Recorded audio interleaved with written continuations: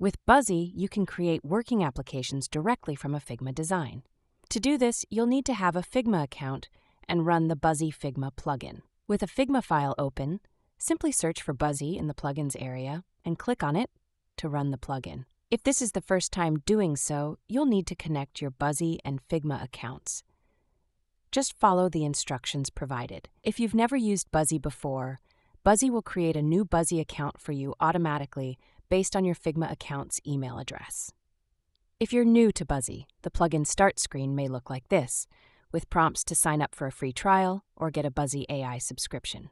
Note that you only need an active Buzzy AI subscription to access Buzzy AI features such as auto markup, or the ability to import Buzzy AI apps into Figma, or the ability to create new Buzzy AI apps automatically from the plugin. Without a Buzzy AI subscription, you can still access the plugin in the non-AI expert mode and use it to manually mark up, publish, and edit Buzzy apps from Figma.